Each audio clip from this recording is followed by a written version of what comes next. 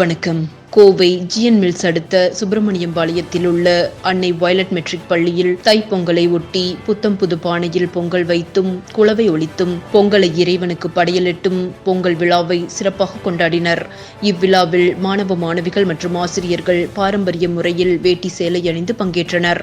மேலும் மாணவ மாணவிகள் மற்றும் ஆசிரியர்கள் பட்டம் விடுதல், கும்மி, நாட்டுப்புற பாடல், நாட்டுப்புற நடனம், உரியடித்தல், மாட்டு வண்டி பயணம் போன்ற பல்வேறு கலை நிகழ்ச்சிகளை நடத்தினர். மேலும் எல்கேஜி, யூகேஜி மாணவ மாணவிகள் தமிழர்களின் பாரம்பரிய உடை அணிந்தும் விவசாயிகள் போன்று வேடமணிந்தும் தங்கள் திறமைகளை வெளிப்படுத்தினர். இவ்விழாவில் முதல்வர் அன்பு வடிவு, துணை முதல்வர் சுஜாதா ஆகியோர் முன்னின்று நடத்தினர். தொடர்ந்து பொங்கல் விழாவில் மாணவ மாணவிகள் மற்றும் ஆசிரியர்களும் நடனமாடி பொங்கல் விழாவை கொண்டாடினர். நன்றி.